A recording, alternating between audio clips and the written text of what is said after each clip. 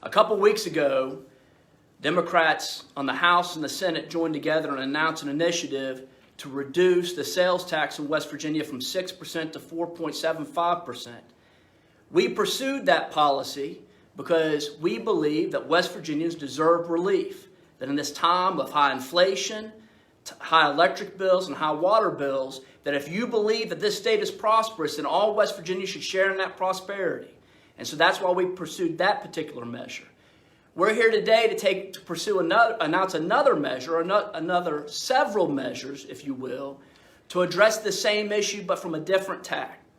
The House Democrats and the Senate Democrats here in West Virginia are pursuing policies that raise the minimum wage in West Virginia. We've taken a long time to look at how other states have done this, either through pieces of legislation or through constitutional amendments, and we will provide the members of the Senate and the House many alternatives to get this done. I don't want to step on anyone's toes. I'm gonna take a step back here before I get to my part of this announcement today. But I wanted to introduce everyone, if they don't know already, to Senator Hannah Geffert of the 16th. We love having her here. She has a silent confidence about her. She's been serving the people of the 16th very well. Senator Geffert, you have the floor. Thank you, sir. Going to work can be expensive. There are transportation costs, gas, repairs, maybe car payments, clothing expenses, and child care, which can eat up most of a worker's earnings. People cannot be expected to go to work if most of their pay is eaten up by work-related expenses, leaving little for anything else. Thousands of West Virginians have looked at the expense of going back to work, made calculations, and reached the conclusion that it is in their economic interest not to return to the workforce. All West Virginians need to be paid a living wage. Democrats in both the House and the Senate have proposed a number of bills to move wages to that end. One way to lift wages is to increase the state's minimum wage. Raising the bottom level moves everyone up. 3 of our neighbors, Ohio, Virginia, and Maryland, have recognized this fact. I proposed Senate Bill 428 to increase our minimum wage to account for inflation since the legislature last increased it, and to have automatic adjustments each year to keep pace with future inflation. We will also be introducing a constitutional amendment that would allow people to vote on tying the minimum wage to inflation. That's similar to what they do in Ohio. The Republican chair of the Workforce Committee has informed me that my bill will not even get a hearing. There are over a dozen bills which have been introduced by my Democratic colleagues in the Senate and the House of Delegates, which the majority simply refuses to even bring up for discussion. There are bills to reinstate the prevailing wage for workers on public construction projects, bills to provide paid for personal and family leave when you're taking care of someone who is ill in your family, several bills offering variations on how to increase the minimum wage, and a bill to ensure equal pay to women for equal work. In addition, I proposed Senate Bill 464, which would make it possible for low-wage gig workers to recover wages they have earned but have not yet been paid. Each of these bills, if passed, would promote wage fairness. The Republicans should stop blocking these efforts to get fair wages for the workers of West Virginia. Oh, and just real quick, before Delegate Thompson gets on here, Senator Geffert's bill and the constitutional amendment that she mentioned or referenced would raise the minimum wage to $10.50 an hour and tie it to the consumer price index that raises annually. Delegate Thompson. Thank you. We're here today to talk about many proposals the Democrats are pushing right now to really help out West Virginia working families. One of those is a bill I introduced, was House Bill 2840, and that is a minimum wage increase in West Virginia. And what that does, it's a gradual wage increase up to $15 an hour, up by the year 2025. So it's a gradual wage increase every year, a little bit more, to put more money back in the working families' pockets. Another one we want to talk to you guys about is House Bill 3247. And that's the Katherine Johnson and Dorothy Vaughan Fair Pay Act. West Virginia, for far too long, has paid our women workers less than we pay our men workers. And that's just unfair, it's unjust, and it's sexist. And it's time fair work for fair pay. And also, one of the things that we're really excited about is paying our state and public employees a wage that is more livable, a 5% across the board wage increase for all public employees. That's our teachers, that's our service personnel, that's our DHHR workers, that's our DOH workers, that's all public employees deserving, and they deserve a fair livable wage. I also introduced House Bill 3109. This is a bill from previous years back, before this discussion of a 5% across the board wage increase was even brought up. That was a $2,000 increase for all school personnel, all teachers. That was brought up years ago. I'm glad to see we're now looking forward to giving that bonus to all public employees. Also something too, I've met with many of my adult protective service workers in my district, and House Bill 2058 would provide a $1,000 pay bump to their salary because they're already paid less than our CPS workers. So that would also provide them a more livable wage. We can't forget about our retirees in this state though. Many of our retirees are on fixed incomes and are struggling to make ends meet. Picking between their electric bill and their prescriptions every month is not something that we should be doing to these people who have given us so much, who have been our teachers when we were younger, who were our state employees and kept our state running for years and years and years. And it's not fair that they are still living on wages from 1995 or beyond. So there are two bills in the Senate that I won't jump on too many feet for, but we do want to take care of our senators will talk about, but we do want to take care of our retirees and provide them COLA raises, cost of living increases, so that they can get by and have a more comfortable level of living, paying for their insurance, paying for their prescriptions, and making sure that their ends are met. Thank you. Yeah, thank you, Delegate Thompson, for bringing that to our dancing here. Bringing that to our attention. One of the first things when the governor announced an initiative to raise the wages for state employees, one of the first calls I got, and I'm sure everyone got, well, what are you doing for retirees? They haven't seen a COLA increase in several years. Those folks need help too. And again, I hope that everyone listening realizes something. Democrats are taking the lead on this. People are having burdens and inflation and paying more than they ever have before. And it's the House Democrats and the Senate Democrats coming together to address it.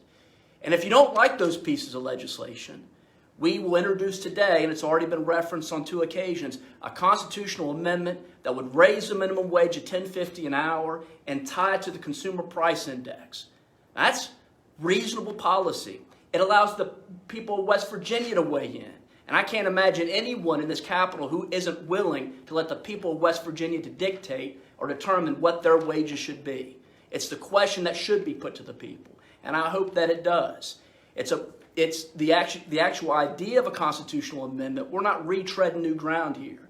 In Ohio, a Republican legislature and a Republican governor passed a constitutional amendment and put it on the ballot to raise their minimum wage and tie it to the Consumer Price Index. That is reasonable policy, and I think it's something we can do here in West Virginia. I said it 2 weeks ago when we talked about tax cuts for all West Virginians. I hope and look forward to the Republican leadership meeting with us and taking this issue up, because I think they'll find that it's popular and that's what the people of West Virginia want, and they should have an opportunity to weigh in on. Any questions? Yes. Can everyone take one step to their right to be back on camera, please? Wait a minute, we are on camera. I can see. Senator Geffert was not. Okay. Can you just announce so they can hear you? Anyone Okay. on Zoom, put questions in the chat. And then we'll take them in the room. Okay, any quick questions from the folks who are attending virtually?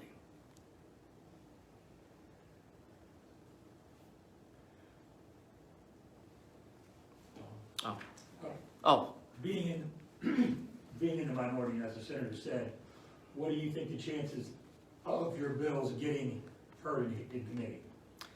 Well, I mean, Don, as you know, we don't dictate what's on the agenda. We can ask, we can suggest, we can do things like we're doing now, making sure that they may, if they missed it on the blue list, they have an opportunity to see it, hopefully with this press coverage. I'll continue to have those conversations with leadership. One of the reasons why we wanted to do the press conference on this issue and on the sales tax 2 weeks ago is because we hope the people of West Virginia will call in their legislators and tell them that it's important to them, whether they're Republican or Democrat. And that's the key here. This isn't a Republican or Democrat issue. It's just realizing that the folks of West Virginia need and deserve relief, and these are ways to get that done. Yes. So, whether you're Republican or Democrat, people have women in their lives, I'm assuming. So why would you not want women to have the same amount of pay as men? You know, as far as like, you know, being a Democrat saying, hey, look, we want to make sure that our women are getting paid the same. So why would Republicans not want the same thing? Why would they even arguing about it? You know what? I can't answer what's going on in their head. They make that decision. I don't see the rhyme or reason behind it. We've got the Katherine Johnson Act, the Delegate Thompson mentioned, that would make sure that pay is equal between both men and women. If you want to add on to that. Yeah, I'll just add on. I think it goes back to value and how we have looked at women and valued women. That historically, when a man and a woman would both apply for the same job, and the kind of the mindset, the man would be the boss would be a man, and he'd think, well, the man has to pay for, take care of the family. The man has to do this. They ignore the fact that the woman, equal pay, equal job, and they would just ignore that. So I think it goes back to value and perception of general sexism that's been ingrained throughout our society for generations, and these bills would basically put that to the forefront that, hey, if man, woman, fair pay, equal jobs, that would be something that we think this would move our state forward too. It's not just our state, but our country. Many of our states need to do this. Our country needs to do this. I mean, you look at Iceland and other countries and what they've accomplished by creating more equality for women, and this is something I'm hopeful for, but it's something that we need this opportunity with this press conference, because on the House side, we have limited our remarks by members, which is an opportunity to where we can talk about these bills, whether it's our minimum wage bill, whether it's the Katherine Johnson and Dorothy Vaughan Fair Pay Act. That's been limited, so this press conference is to get that information out to people so that they know they can talk to their delegates and talk to their senators and request that these bills be on committee. Senator Brown, and I think Senator Stollings might want to. You guys want to jump in here? Yeah, pop in on camera if you don't mind to. We're recording this, yeah. I was going to ask a question. Oh. Will the higher wages have a positive impact on the economy in West Virginia? Well, I believe that it will. I mean, I think any place that you've seen that where wages have been increased, there's been an economic benefit to it. We are, again, what we're talking about here in West Virginia, we're talking about the $10.50 an hour tied to the consumer price index.